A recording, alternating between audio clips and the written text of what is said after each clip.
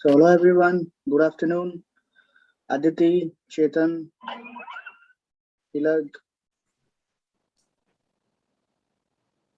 Pooja. Good afternoon, everybody.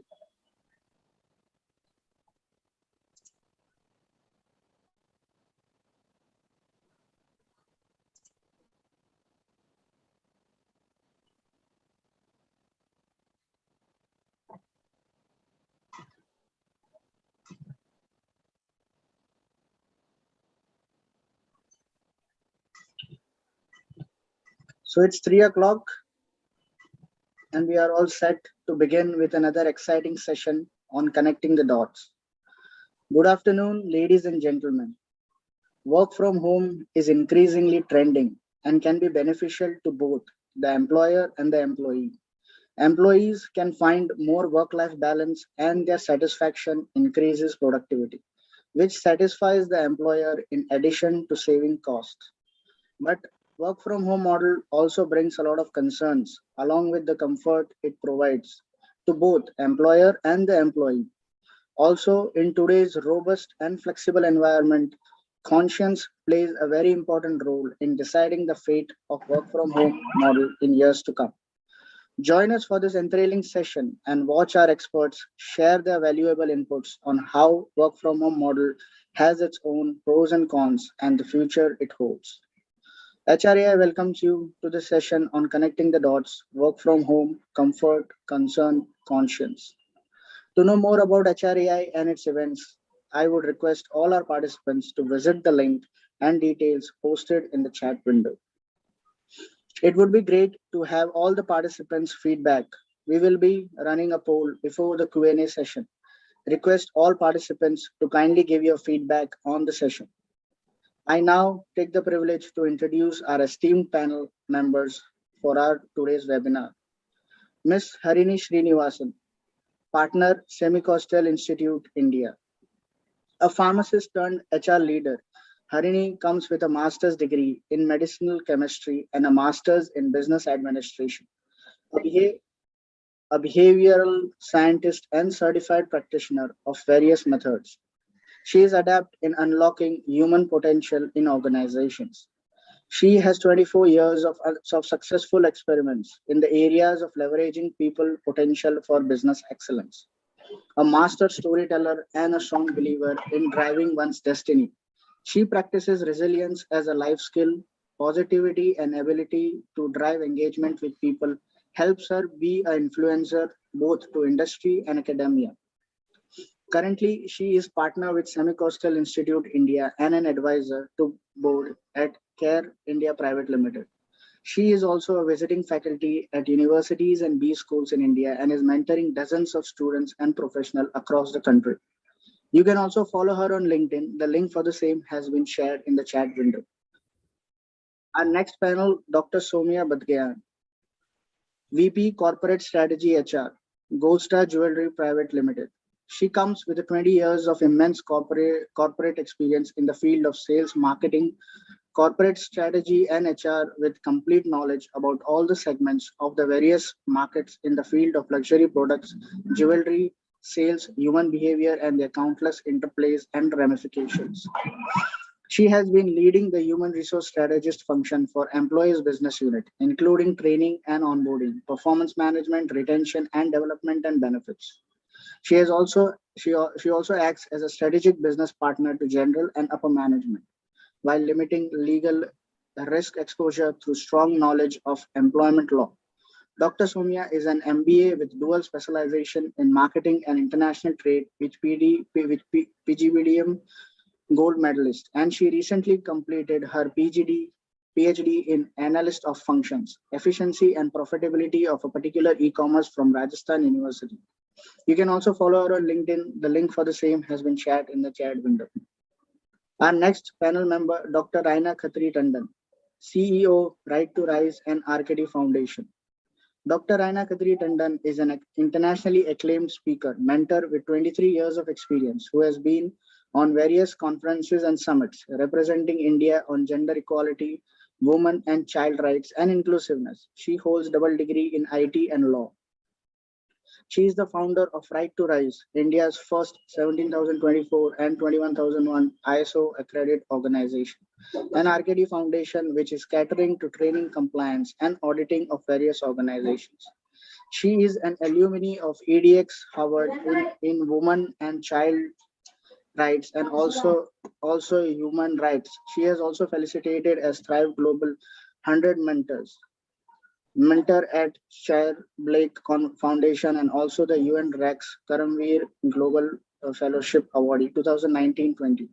Raina has represented India as World Women Summit 2020 and is also a global ambassador for sustainable SDG 5 UN goal for gender equality, inclusiveness, and UN Chartered Human Rights.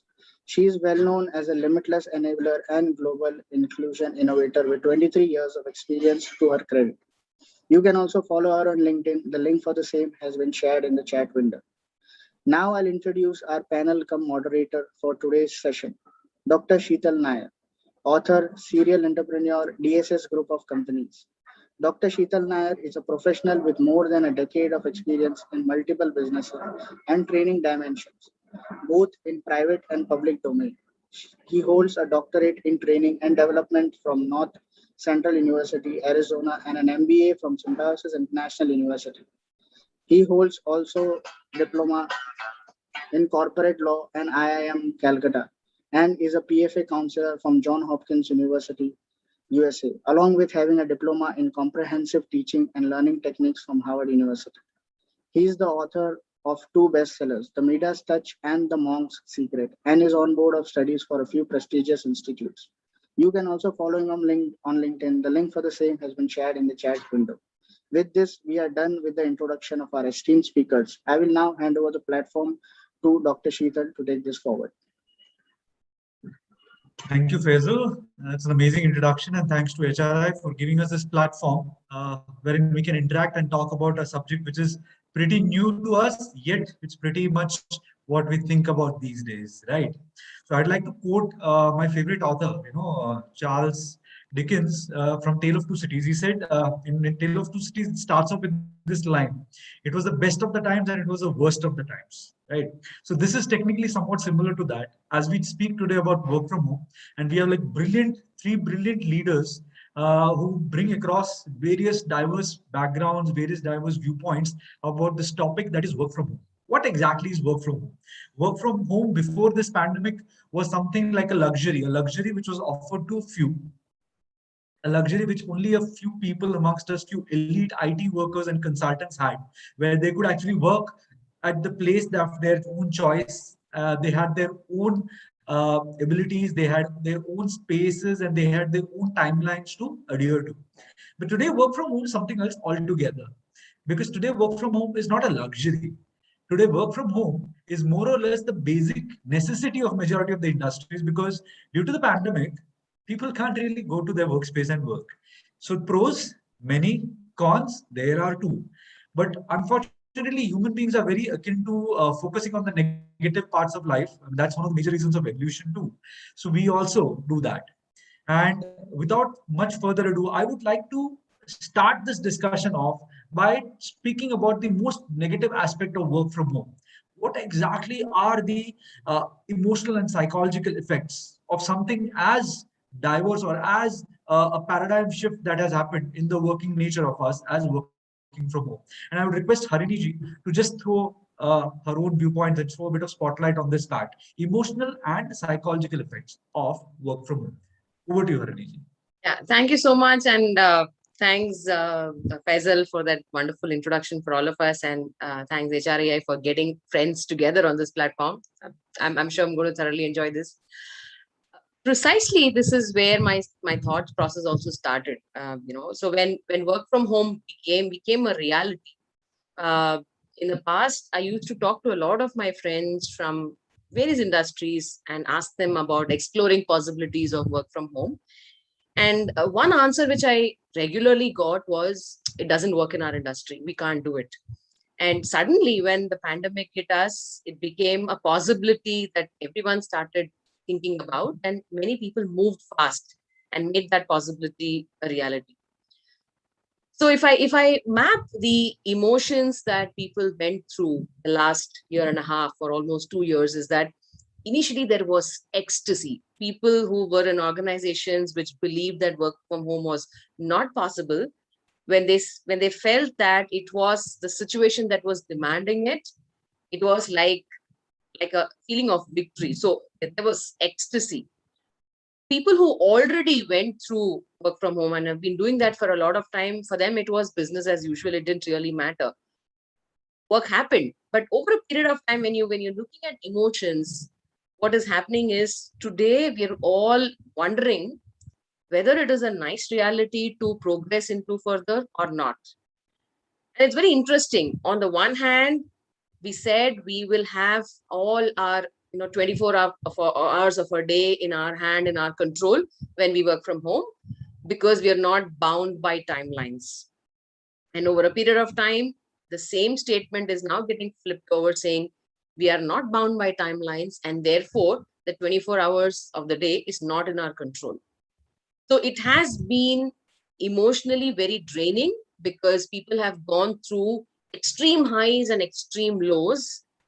I'm keeping aside the effects of the pandemic and things that people have experienced because of the pandemic, but purely if we look at only the work from home aspect, I think people have gone through extremely high emotions and extremely low. So the traversing of emotions from the zenith to the nadir is very, very emotional draining. So from a behavioral scientist perspective and from a neuroscientist perspective, it has been very emotionally draining, and people are not able to really understand whether it makes sense to continue with this or to even look for anything hybrid. From a psychological perspective, I think one of the biggest positives that the lockdown really gave us was that the value of trust really surfaced. How could work from home suddenly become possible, even where it was not thought of as a possibility, was only because somewhere in the background trust prevailed. And when I look at trust coming up as the reason and the driver for work from home, it gives me a huge amount of reassurance that trust exists and people still treat each other as people and not as commodities or people who are working. So trust leads to more transparency. So if you want to make work from home effective, make it possible, obviously it leads into transparency, it leads into treating people as people. So while emotionally it has been draining, I think psychologically it has put a great leveler in place. So this is a very interesting space we are all in. So if we go back and introspect our feelings through this entire journey, I think while there has been a turmoil, there has also been a leveler. So we're all going to emerge out as much evolved individuals emotionally and psychologically.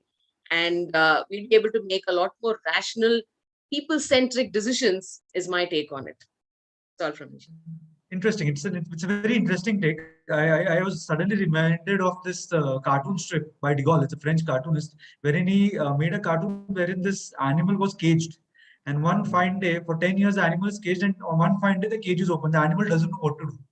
I mean, like people who are like so much accustomed to working from the office in a boxed environment, and suddenly you ask them to work from home, it's scary because they don't know what to do, because they are so much accustomed to going to office at 9, having office meetings, meeting their boss, getting dictated on what needs to be done. So suddenly work from home means that it's crazy. So I mean, taking your viewpoint, I mean, there are so many pros and cons here, because after the first lockdown, I mean, we had a minor breakdown. First wave came, then went, then the second wave came. So people who are working from home don't really now know whether they'll actually get back to the regular jobs or they have to continue working from home. Is this like a long-term arrangement that they have? So I would request Dr. Raina to shed a bit light on this. What exactly are the pros and cons here? I mean, psychologically, emotionally apart, if you just look at it like from a an entrepreneur perspective or your own perspective, what do you think is going to happen here? Thank you very much, Dr. Sheetal. Thank you, Harini, my co-panelist. I think before I give you the pros and cons, I'm going to give you this one thought that I have. One reason that people resist change is because they focus on what they have and they don't want to give it up. Okay. When you have certain things in a particular set format, The only thing that you resist is, if I give this up, what will happen next and what will I gain? But the moment you know that you gain more, what changed in pandemic was we were very resistant in the initial level that what's going to happen next, and we were really skeptical.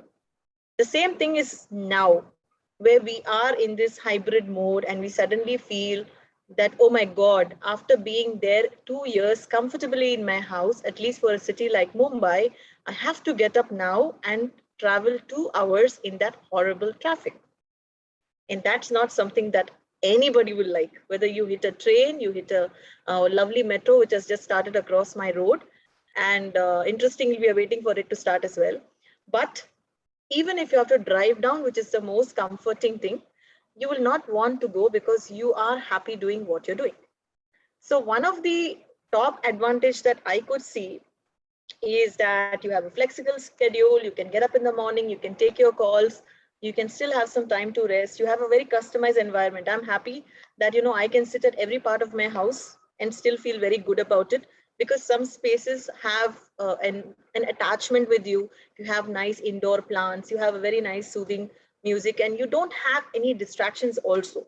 I mean, we will come back to the disadvantages, but zero commuting, flexible schedule, a nice cozy environment, customized environment, pick and choose every day a different place, easy to make calls because every nook and corner is your space. You've created it for your love, for the affection of you liking the place that you operate from. And everybody has now set proper office environments in their home. They know that this is the place I need to sit when I have a meeting or when I have to work. And one more thing, how can I forget? Apart from the traffic and the crowds, let's look at us. We are so happy being in the clothing that we are. We no longer have to get dressed up early in the morning and look, okay, in that 3-core jacket and knock off everything. And there's nothing like weekends or weekdays. It's just that we need to understand and get everything together. But all of us are more comfortable with our shorts also some of the times. And everybody understands now that with all the fun that we see on social media, we are okay to just be in what we like. That's become our skin. Even if we are on a professional platform today, we are okay with being just ourselves. Now, the disadvantages. Loss of connect. Okay. We don't like sitting alone and working. We don't get that energy. When you're sitting in an environment of an office or even in the space of your colleagues, you at least get a lot of motivation, you get a lot of push, and you want to do more. That's the first and the foremost thing that everybody is looking for, a connect, a team. Yes, the rigid hours were there at office, but now the stress has increased even more because there's no hours. Some of them don't even have a schedule. The willpower, yes, you can say it's very less. No time schedule. I mean, when you want, you can just pick up the phone. When you don't want, you just even avoid missing important calls. Power naps, that never used to happen. Now we become more lazy. We need at least 3 or 4 cups of coffee and tea for some of us. Sometimes we feel bored. Sometimes we slow down. Sometimes we are dismotivated. Sometimes we say we want intrinsic motivation. So all these things are nothing but a source of outbound, what you call a teamwork, a lot of leadership. No matter how many motivational programs or how many buddy systems that we are driving today to become more productive, let's understand that office culture is office culture. Even if we are running our own setup as a freelancer, running my own company as an entrepreneur, I would still say I love the environment where all of us are sitting together discussing, whether it's small meetings or whether it is because certain things we cannot gauge online. Includes body language, includes understanding people and their opinion of viewpoints, and also forming the connect, maybe call it empathy, resilience, or even pain when they are in trauma. These can't be replaceable on virtual medium, though we are trying our best. And most importantly, because I work into legal compliance, I don't think law can happen online for a long time. So in the legal world, you do need to be face to face, whether you're there with the person who's in pain or the aggrieved or the person who is a victim or a criminal. So those things don't happen online. So that was some of my takes on being the pros and the cons of work from home. Interesting. When listening to you, it made me realize that something which hit me hard was you technically did an amazing job. You did a SWOT analysis of the entire work from home. Thanks for that.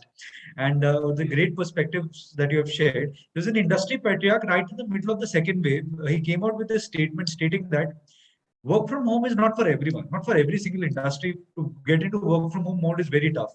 We talk about IT, we talk about consultants. You spoke about legal. I understand that legal can happen to a certain extent, work from home or remotely. But how much legal can you do throughout life? It's not possible. But there's one industry which drives, the economy. That is manufacturing sector. How can a manufacturing sector think about, work from home? How does that Absolutely. happen? And more than that, I would like to understand. I'm going to trouble Somya ji here to understand this perspective. How can you actually make an employee more positive about work, more constructive while working from home? Get him to make that he becomes more productive. You come from a manufacturing sector backup or a base from that. How do you think this works for you? As an industry, is this a disadvantage? There are too many questions here, so I'll just stop. So yes, the first part of the question. Okay, thank you once again. Thank you for posting all those questions, Sheetal, and thank you, HRAI, for having us on board here for a wonderful discussion.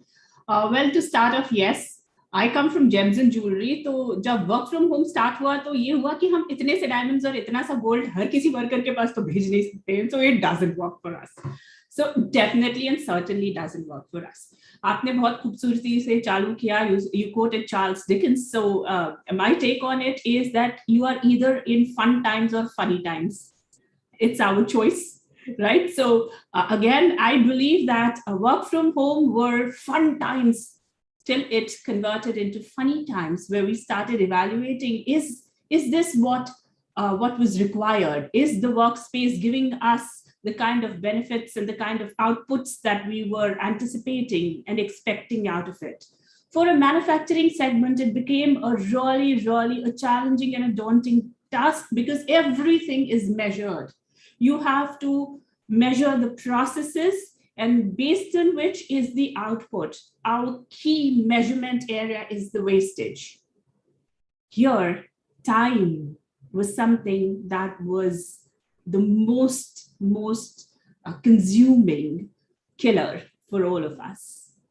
So what happened was that if I wanted to call someone up, I always could walk around the factory premises and say, hey, come here, there's something stuck right here. But while you're remotely controlling, because government had just given us 33% leverage, that 33% of us can come and work in the factories, that became a challenge. Yes, we did tweak systems around it, wherein we went on remote monitoring using the CCTV cameras as our eyes and as our voice. We did that. But again, this is not something that was very feasible for people who are in tangible products, and especially in the luxury line, where our material management is the crux of the output. It is not an assembly line either, wherein robotics can take care of it. So this is a very different kind of an output, and here things had to be handled very differently. And we did manage to do it. Thankfully, government gave us the leverage that we could have 33% on the factory premises, and we doubled the shift. So we were operating at 66% of the workforce. So that's how we managed. And yes, it was, and it is still a very challenging space to be in. But like the news is all over, we did surpass the productivity. Manufacturing sector has done exceedingly well, and we're seeing the numbers clearly. That's all I have to say.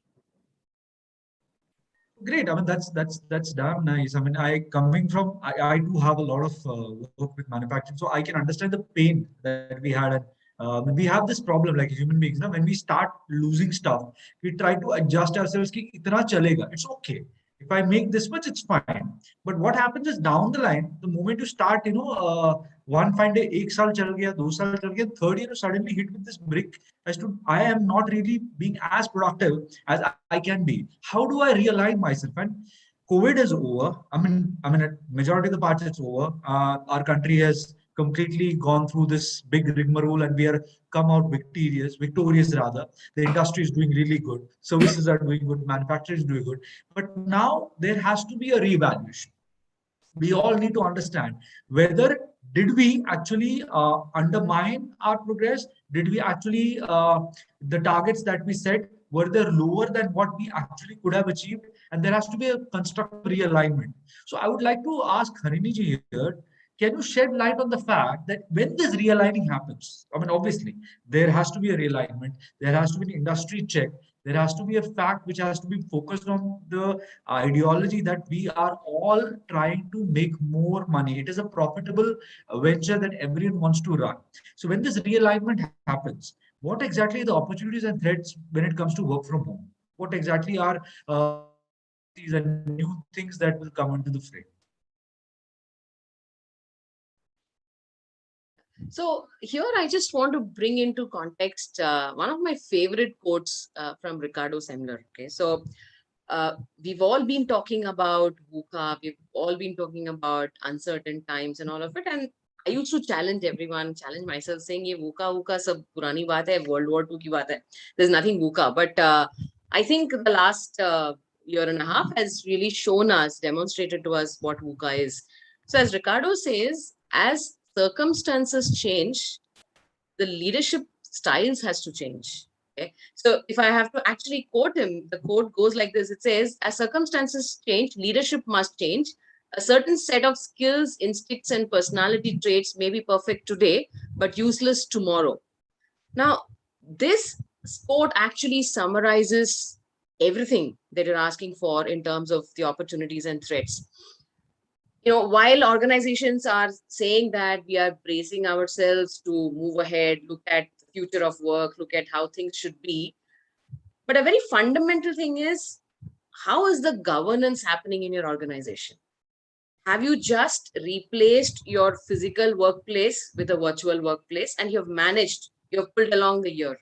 That's something that one needs to check, because especially in academics, because I'm also involved with a lot of B schools on the board of studies, doing active teaching complete credit courses, and as well as also consulting for some of those premier schools in the state. What I'm noticing is that wherever the physical workspace has just been replaced by a virtual workplace, it's not happening well. Okay, so the governance within an organization. So when we say that leadership must change from Ricardo's quote, my take from that is the way things work in your organization, that is something that really needs to be looked at and changed to suit whatever is coming up in the future. We didn't have the time to do it. So I must admit, and giving a benefit of doubt to every industry, I think we just quickly moved into it. But now it is a time to take a step back, pause and reflect and see what changes we have to make in governance. For example, most policies which were required to be kept in place for compliance sake, we need to contextualize them in the future of work. A lot of our statutory compliance acts, they're all very, very, they were archaic anyway, but we have to relook at how we stay compliant and at the same time, how we remain in context, right? So a lot of these policies will need to be relooked, reworded completely from scratch to see how they can align with the future of work. Because if you're going to have something which is going to define attendance the way it was defined in the past, it may not make any sense, because there are a lot of people who are going to demand that attendance be captured in a different way. Negotiations will change. How job roles are negotiated are likely to change. People have tasted flexibility, and it makes a lot of sense, flexibility in the true sense. So it's not about just asking whether work from home or work from office or a hybrid. I think it's all about the flexibility. So all these job negotiations, the content of how your work is going to be, all those negotiations are going to look different. So when it comes to how organizations align themselves to face this and how candidates or employees align themselves to face the requirements of an organization, I think it's about looking at the whole thing from an outcome perspective and not from a process perspective. So that's the paradigm shift. If you're going to look at what is the process that we're going to follow, we probably are still stuck in the old ages. But if you're going to look at what is the outcome that we're going to get as an organization, we get into better negotiations and negotiations that are more meaningful.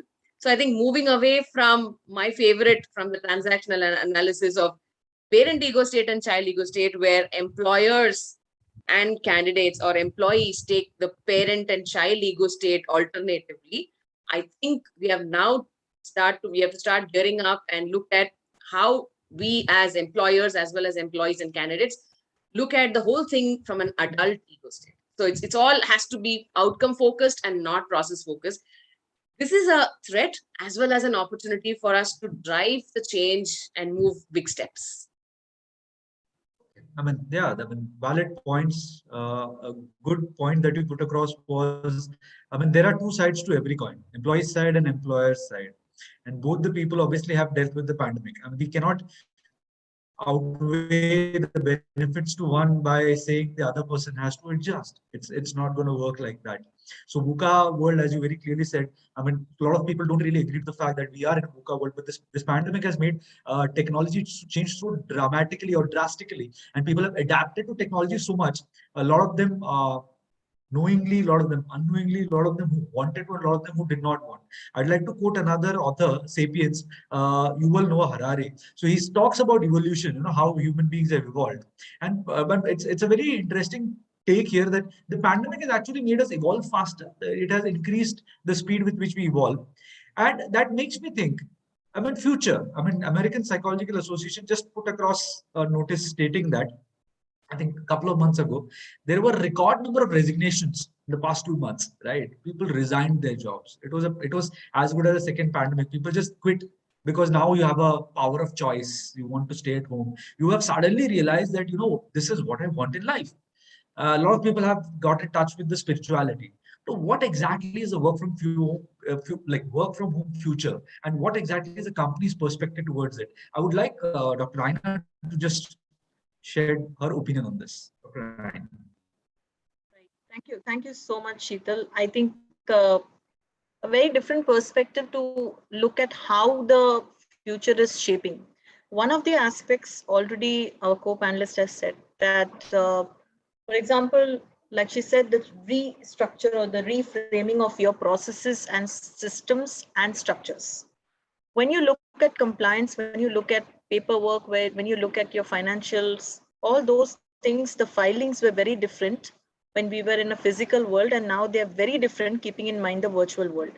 Now, post this, all of us think that blended approach is always going to be there, but then again, that's a myth, because we do see certain things opening up. And once everything is fine and okay, I'm sure we're going to jump out there. Because like I said, people freak out when they find themselves alone. And that's why we have so much of anxiety and people running away, sometimes with overwhelming jobs or overwhelming social media. And we just want to be over spirituality or what we call as me time, spending a lot of time on fitness, health, mental health, and all of those aspects. But what I would say is, doesn't matter when we start, what we start, and how we start. All it matters that we start understanding that there are going to be pros and cons in every area. Statutory compliances have to be reframed. Also, the leadership roles, like she said. I have a very different perspective on the leadership role, because we were always leaders who gave space for people to grow. And in the near future, the only thing that we need to become more integrated is technology, sustainability, and our wellness to workplace. Whether it is safety due to COVID or maybe working from home. Another myth people feel is that offices and spaces, rental estate or rental industry will not be shaping into a new world. Manufacturing will not be shaping into the new things. I think that is not true, because if we are working from home, if we are so technology prone, we still need bigger spaces. If I consider even my family today, where we have two boys, my husband and me, If we are all going to be sitting at home and doing our own bit, then we need a space where all of us are able to do it comfortably.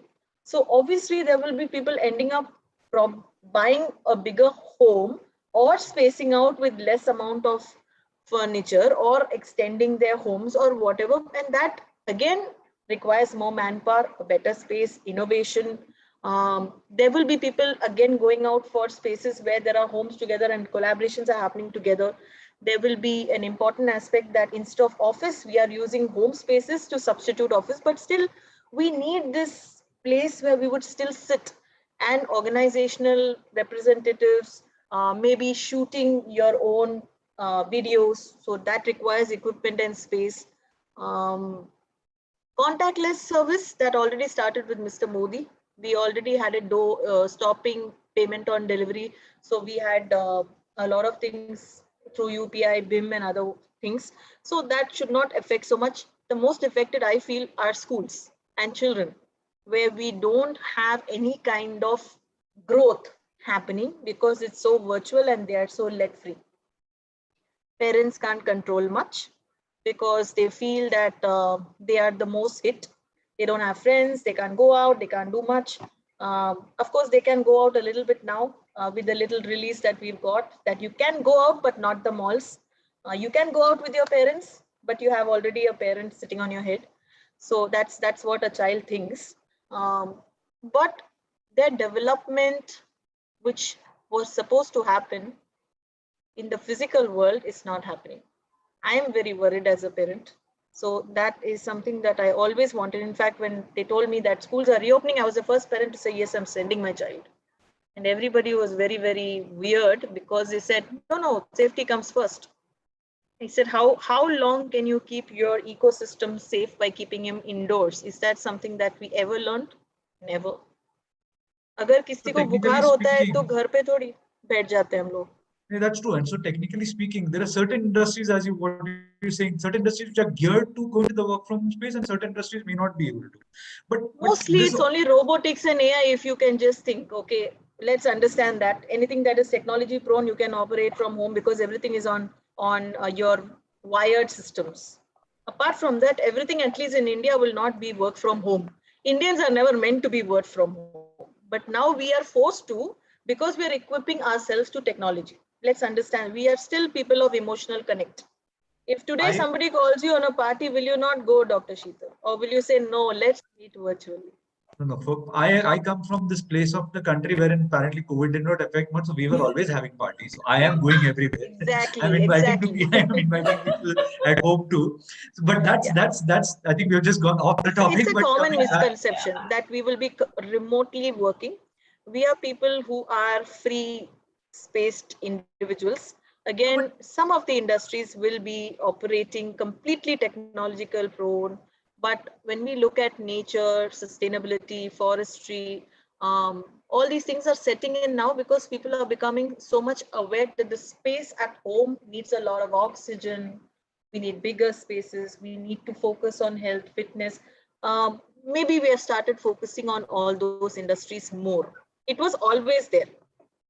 And yeah, I think it's a very interesting, valid point that you made. I mean, certain industries are accustomed to it. Certain industries can go through with it. Certain industries cannot go through with it. But now I have this question again. I'll ask this to Dr. Somia. Now, tell me one thing. As an employer, I mean, as an employer who's supposed to, ensure that the factories and the organization is making profit. Now, you know that your employee, your raw material, suddenly probably doesn't want to come to work, but you have to ensure that they work.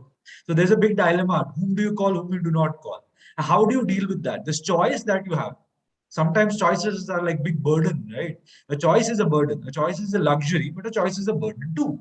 Now, how do you deal with this dilemma? Should you make your employees work from home? Can you create an ecosystem which supports your organization and makes it work from home? So I mean, I would humbly disagree with the fact that only AI and automation can do work from home. There are other industries which probably have to come up with strategies. Otherwise, it's going to be very tough to work. So, what do you feel, Dr. Swami? How do you deal with this dilemma? Very valid point again, Sheetal. But before we we answer this question, you had put a very valid point, talking about the American Psychological Association pointing out that resignations have become too plenty. I think that is a struggle with each and every industry, also so with my industry as well, which is the manufacturing sector. Now, this is very much related to the question that you have posed to me, that why are resignations happening? Resignations are happening for certain reasons. And one is that we have tasted blood, the blood of the luxury of operating out of homes, right? Second is definitely the space that we are talking about. And third is that we have all gone back to our hometowns. Most of the population was the migratory population, and they've gone back home and they found their comfort there. I do feel, though, that this is going to be a very temporary effect, also because out there in US, etc., a lot of stimulus were given out to people, and the general societal structure is that they don't save. So everyone is on a spending spree with a lot of money in their kitty, and they're feeling very cushy about it. So that's my take on why the resignations have started happening. And also we've started becoming small time entrepreneurs on our own. तो हमारे लिए एक Amazon आ गया है, Flipkart आ गया है, life बड़ी आसान हो गई है just to roll out products from home. So that's my take on. Now coming back specifically to my industry and how are we creating a balance between who to call and who not to. Now this is where we have a database of critical assets, the multitaskers, so as to say, as a person who walks in and says, well, that person can pitch in for 4 different kind of jobs and roles. And this is a database that came to our rescue during these times, and we then made a sound choice. The second important factor and a hook on for any employee is the money. We all talk about, it's all about money, honey. So yes, money is the motivating factor, and money is the glue which always acts, as a joinder to the organization. So the moment we started saying that we are cutting down salaries, people accepted it because they were not traveling and they had that savings, and they pitched it against that. But when we said that we want people coming back to the premises, we gave them back the salaries, and we also gave them the areas of the deductions that were done. Plus, we rolled out COVID allowances for people who wanted to come and work in the factory, which was 10% plus of their daily earnings across the board. So when we are doing certain things, like you're taking care from the skill sets, from providing them with a reward mechanism, and also at the end of the day, recognizing them with a pat on their shoulder, saying that, hey, because of you, the company made huge progress and huge profits, because this was the time that our organization exceeded the production, I think, ×5. That was huge. We had never seen such a thing. So when that happened, the entire supply chain, along with the stakeholders and the shareholders who are part of this ecosystem, everyone was applauded and recognized. So the more you create a community, a sense of togetherness, a sense of cohesiveness starts building in the system itself. So that's what we did. That's damn interesting. So I was slightly curious here. It never hit your bottom line. I mean, the amount of benefits that you rolled out to your employees, it never hit your bottom line. You're doing good. That's nice. That's really nice.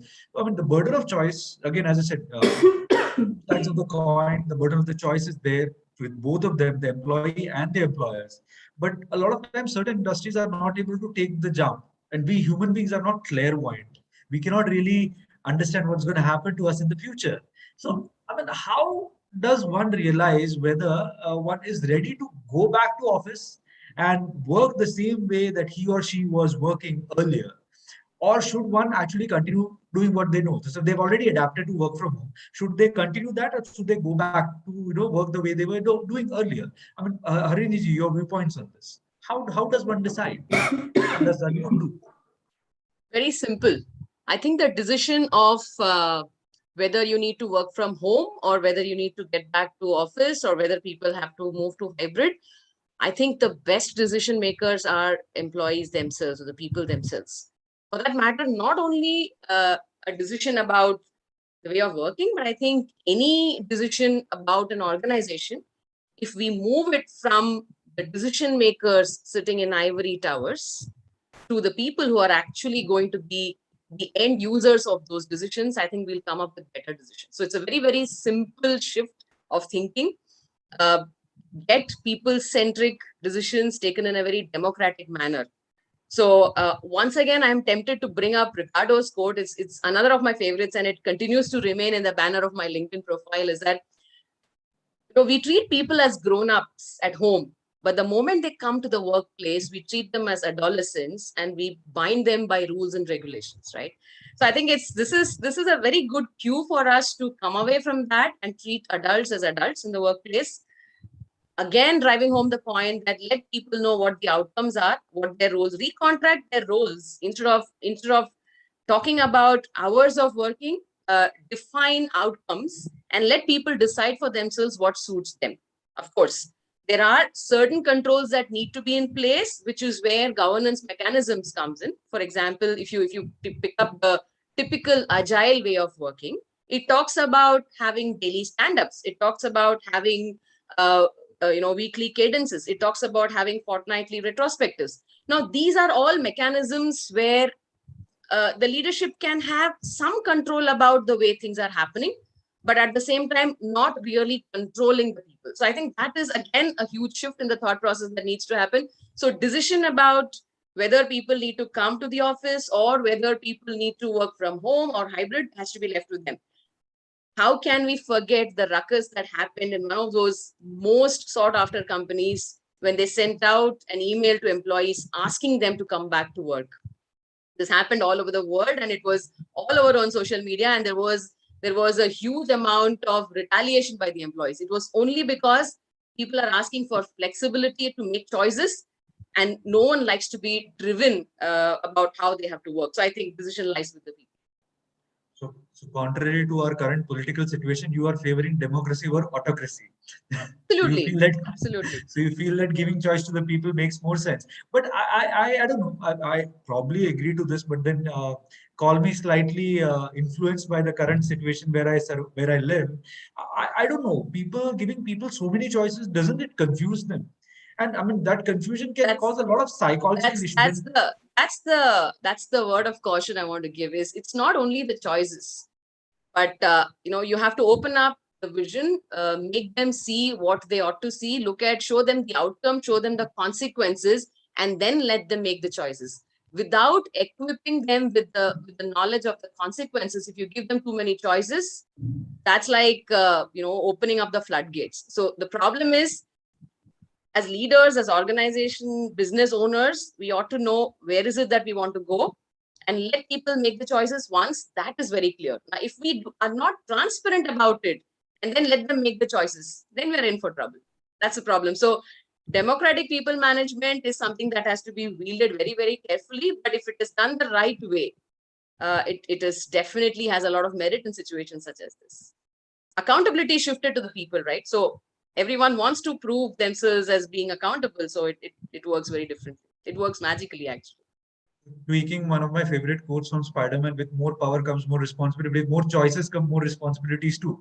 So I'm absolutely sure. In fact, that's a very, very profound quote here. I think today's session is going to be a collection of quotable quotes. So each one of us is throwing a lot of relevant quotes, but it is making so much sense. These are all coming from different contexts, but making so much sense right here in this conversation. Great. Going through the plethora of choices that people have and a lot of changes that people have gone through, the only constant being change. We human beings resist change. And one of the biggest resistance that we come across is maybe not physical, but a lot of mental issues, a lot of mental friction that comes across, a lot of stress, a lot of burnout. Work from home has something which is undefined. So a lot of people are working probably 8 in the morning up till probably 12 in the night, because they do not really have a defined boundary line. So Dr. Raina mentioned a lot about Indians, not being accustomed to certain things, we as a race having a certain specific thing, and I completely agree to that viewpoint. So if I could ask Dr. Raina to share a few tips of how to deal with this burnout or how to deal with the stress that comes with work from home. So, thank you, Sheetal. I'll just continue with what you and Harini were speaking on. How do you create this ownership, and how do you also meet with sustaining those people now? See, leadership has never been something that you are on the top and you need to listen to somebody. It's not like you are a rank, you're a CEO, you're a CFO. It's always about a choice. Why do people come to you? People come to you for a reason. Either they gauge you by your knowledge, the skills, the kind of brand that you carry in your name, your fame, in whatever you do as an activity, and what is the vision that you're carrying. If their vision and your vision seem like-minded when they get to hear you, then they feel that this is the place I want to work. Now, again, creating something virtually is very difficult. Now, when I say I'm stressed out, why will I be stressed out is only when I don't enjoy what I'm doing. And it's quite easy to get stressed out nowadays because we are sitting in the same place, doing the same task, given the same things every day in the morning and going back again in the evening. Now we don't need to travel anywhere, so even that is gone. You're sitting in that same boring chair. How do you avoid doing that? Okay, you're on mute. Maybe not on the same chair.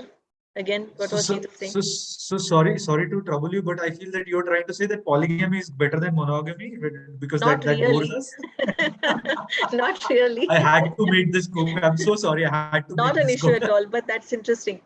What I was trying to say is to avoid burnout, what I do. Uh, it's very unrealistic if I say, okay, all 30 days are going to be the same. It's very unrealistic if I say, oh yes, I'm actually driving my people every day, highly motivated, and they all are completing their targets. It's very difficult to say. I would say the day you feel stressed out, please take a day off. However important it is, there is somebody else to take over it, because unless you have not created an ecosystem where there are people and there are people under them to take over in case you're not there, it's going to be difficult, because you don't know about corona, you don't know about somebody falling sick, you don't know if somebody will pass away, you don't know about even what's happening outside, including the rains in Chennai that's happening since 3 days and everything shut down. So as much as these things were happening earlier, it's happening today. The only difference is we've made it a big huddle that, oh, it's corona. If it was not corona, it was something else. All you can do if you're stressed out is try to first stay silent and try and understand what is troubling you. Is it the social media? Is it the work pressure? Is it the clients? Is it the completion? Is it the people? Or is it the way or an approach? Get up and just probably walk. Maybe you listen to music, some kind of activity that soothes you down. Now that activity can be only decided by you. Whether you want to walk, whether you want to jog, whether you want to sit down and listen to music, when you want to go back to bed, have a nap, take your breaks, whatever, that's up to you, or even talk to people.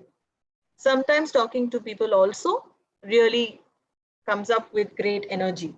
For some people, talking is great. Some people staying silent is great. Okay. For me, it is always about connecting to people. So I like to pick up the call and probably share it.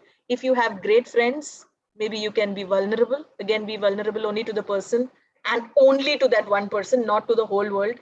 So it's a choice that I say. Everything that you do is a choice. Burnout happens only when you're redoing things and expecting a lot to happen. For example, I'm sitting here and I'm saying, okay, it's November and my target was so and so, and I didn't meet that target. Of course, it's November, it's a month of festivity, and the clients are also relaxed. They've just come out of Diwali, Dashera, and there's still Corona going on, and business is not happening so much yet. What can I do now? How can I project myself? How can I add value? There are different modes and mediums. I start thinking of that. Yeah. How can burnout be a choice when you have a toxic, insecure boss? I have very different viewpoint on boss, though people make boss as a very negative connotation word. A boss is always negative, like a Ravan, not necessary.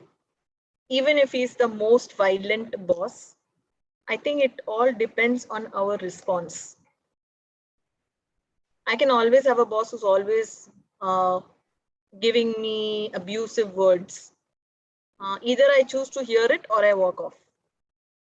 And I choose to also put it in the right communicative way, saying that, look, I don't really think this is what I deserve.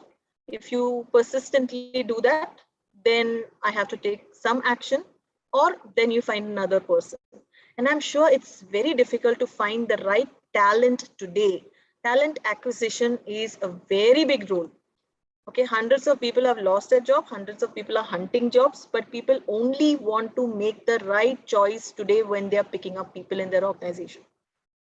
Very difficult for you to get placed somewhere, because companies also understand they want limited people, quality people who can stick around, who can be committed, who can be disciplined, and they don't want any toxic people. So like Harini already said, leadership is a choice. I always quote Simon Sinek. I just love the way he does leadership. Okay, he never, I guess, works. He always talks about a team. He always talks that the team has been given an opinion to share. And at the end of the day, it's not the team who's driving the whole company. It's the people who you hear and still have a structured strategy of how we are operating. Right? I'm not saying I'm giving you the ownership. I'm not even saying that I am taking the ownership. I'm saying that I'm getting the opinions, getting the views, and then seeing how we can integrate this to make this place workable. So from what I get from all this, and probably I think the hashtag that should trend is hashtag choice. The choice is the word, choice is the SEO word. And I'm going to quote my own self. So in my book, that is the Midas Touch, I've written a lot about this. So I'll quote this. You make your choice and you choose right now. If you choose well, you survive. If you don't choose well, you perish. That is the thing. And I would like to understand this from Dr. Somia also, because she spoke about blended, you are blended approach, a hybrid approach. This choice that is now, I mean, we spoke a lot about the employee's choice, the employer's choice. What does an employer do? How do they weigh the benefits, and what are exactly the available options for them when they look at a blended working atmosphere or a hybrid working atmosphere? What do you perceive as the future for blended work is? Because it's going to be blended. It cannot be 100% offline. It cannot be 100% online. So what do you feel? Coming from manufacturing setup, your opinion matters a lot. So do share. I would say that it is something to do with the kind of business that you are in. Now, we are into the luxury business and we do a lot of designing of the products. That designing is someone who is a unique contributor. The jobs that are done by the unique contributors can all be managed remotely. But the jobs that requires, a chain-like effect, that needs to be done in a premise which is absolutely monitored.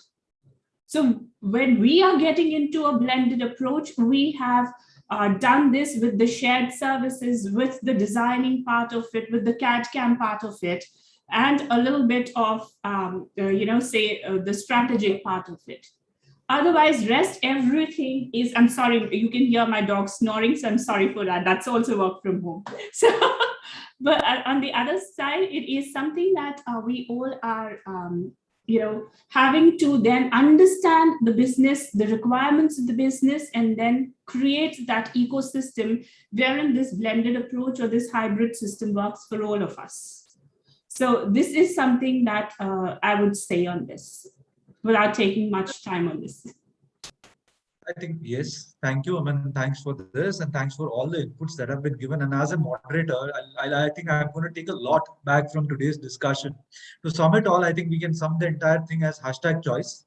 Technically, it is your choice as an employer, it is your choice as an employee, what you need to do, how you need to do, but you have to survive. And the only constant is change. The atmosphere, there is a paradigm shift. Your business environment is changing. As an entrepreneur, things are changing. As an employee, things are changing. If you do not upskill yourself as an employee, you will perish. If you do not change yourself as an employer, you will start losing business. You have to focus on the top line and the bottom line. I mean, yeah, work from home is here to stay. It is just probably going to get a different nomenclature. Probably another couple of years, we may get something new come across, but that's what I understand. So yes, thank you to all the panelists for their wonderful opinions.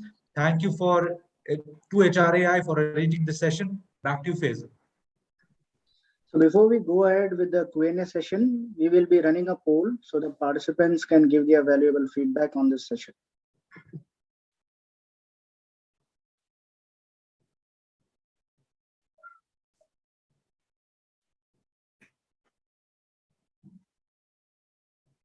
So by that time, request all participants to put your questions in the chat box if you have any.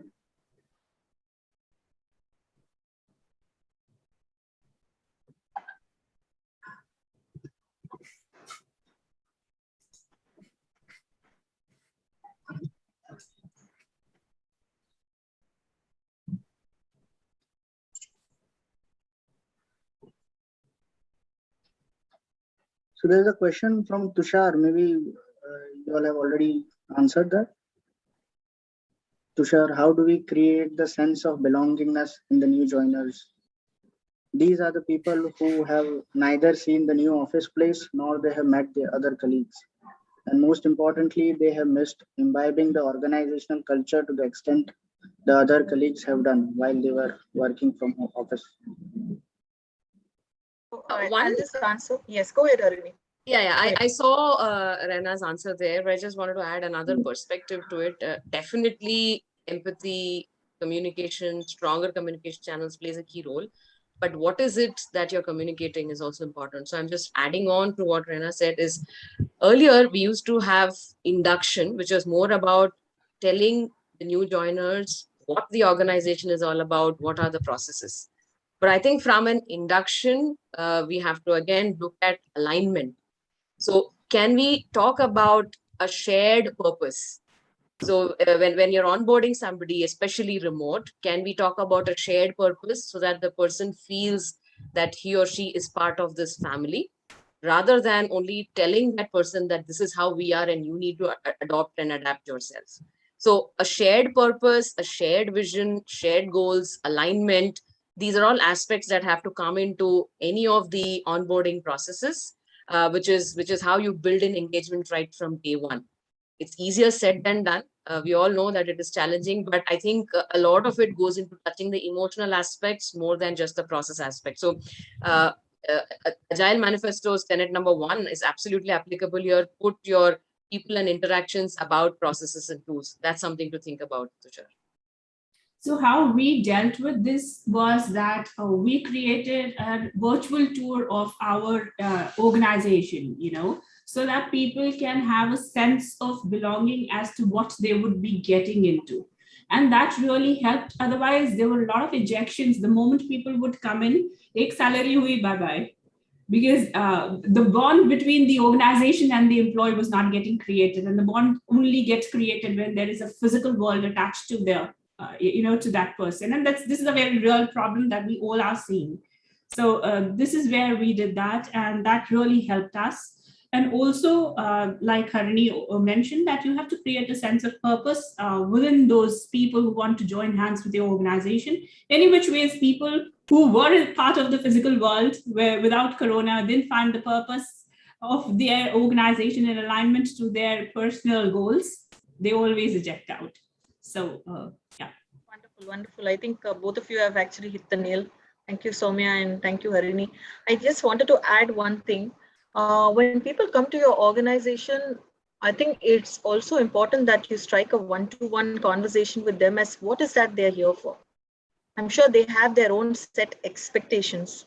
When you hear them out, then they feel less anxious also, because initially they don't know what they're looking at, even though the responsibilities and the key responsibilities that have been set, other than what they see on social media, on your website, they don't actually know you as a person. So what I sincerely feel, if you're a small built organization, or if you have a bigger organization and you have people who are leaders, then feel prepared to at least talk down to them, hear them out, and then align the strategies, align the visions, the purpose, the shared goals, and also like Dr. Somia said, make them feel that they are at the best place of what they dreamt as their job. So that was one other thing that I wanted to share. Yeah, there's one more question, I think. Yes. So there's a question from Parvati. She's saying how to handle people who butter more than the work just to save their position and place. Nice. Interesting. Very nice questions. I would definitely like to take this first. So Yeah. why we have been, why we have allowed people who flatter more than work is because we have been measuring a lot of things, but not measuring what matters. So if we start measuring what matters, if we start measuring outcomes, as I said, and introduce bias interrupters in our processes, definitely these things will have no role to play and eventually it'll go. Now, again, bringing in a psychological aspect to it, why does buttering or flattering happen is when a person continues to play in a child ego state. Child goes to the mother when there is a complaint against the father and vice versa. So the same child ego state plays up in the workplace as well. And when you start aligning with one of your decision makers or one of your bosses, you start buttering, flattering, and all that happens. Now, if you take a parent ego state and encourage that or let that continue and do not nip in the bud, we are in for trouble. But if you move yourself to an adult ego state and talk about what is measurable, how do you measure it, where do you go, and what are the consequences of your actions, then you give no room for it. So treating adults as adults, I think, is one of the primary behaviors, new behaviors that leaders have to adopt. Automatically, people will grow up from operating in the child ego state. So I would like to add to what Harini has said. It is all about the meritocracy and mediocrity in the organization and the culture that builds it up. Now, most of the time, we have seen mushroomings of the engineering schools and the MBA schools, every nook and corner, like one Xerox copy shop. We are seeing these MBA schools. So when there are skills aplenty, how do you shine out in a country as populous as India? Because everyone is of the same skill sets and there's just one position at the top. So there's a lot of insecurity that is built in and around that system, which leads to this buttering up kind of premise that sets in. So that's one thing. Second is the work culture and the environment, like I called it out. What is being encouraged in the organization? There is a DNA that a parent passes on to the child. Similarly, a boss passes on his or her own DNA to the employees in the organization. If that DNA has this kind of structures inbuilt in them, then the chromosome is not going to yield a resultant product, which is going to be a healthy, child. So this is something that we need to understand as to what the organization is built up of. The foundation needs to be so strong that even despite and in spite of measuring whatever you need to measure, the culture of fair play prevails in the organization. And this can only and only happen if you walk and talk the truth that you hold so dear to yourself. You fudge the truth, there goes, everything crumples down. So that's my two cents on this. Parvati, I'll just give you an experience what I have. In a world where you are among different kind of people, attitudes, behaviors, and knowledge, when people butter or when people are toxic, it's both the same. Now, it depends on whether it is affecting you or not, and how is it relevant to you or the position. If it is actually affecting where you are working and the position, then understand that the person who she's trying or he's trying to influence is the person getting influenced. That means there is a different person at your organizational head. Now, whether you want to become that or not is completely your take. But at the end of the day, I would say, if you are capable enough in your skills, only that will shine out. If you are good at your work, no matter how much buttering a person does, at the end of the day, you will excel in whatever you are doing. So whether you given your documentation, you give your presentation, and you stick to your project that needs to be done, I'm sure that will show, because all that ends is hard work. You can butter as much as you can, but you can never go long or far away.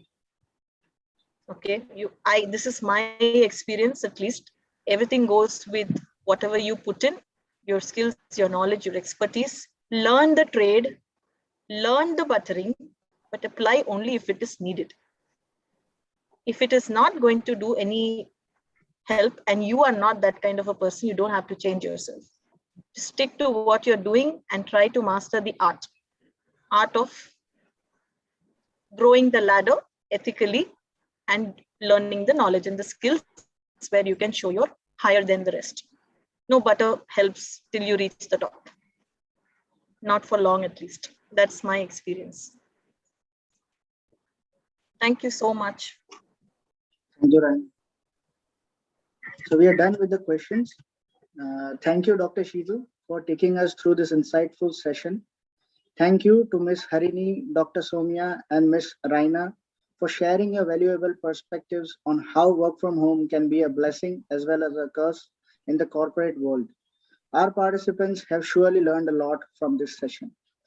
To all those who wish to learn and grow, you can access the recording of our today's session on our YouTube link shared in the chat window. Before we conclude with today's session, we would also want to thank all the associations, GACIA, NASCOM COE, TALGRO, TLE, WICCI, LinkedIn Local Ahmedabad, and India for supporting HRAI's event. To know more about this association, request you to kindly visit the links provided in the chat window. Do join us for our next event, a series of its kind, Tangled to Untangle, where we will be having Mr. Prasanjit Bhattacharya, CEO, Great Place to Work, sharing his perspective on the 18th of November 2021 at 3 p.m. IST. Request you all to kindly register for this event at the link mentioned in the chat window.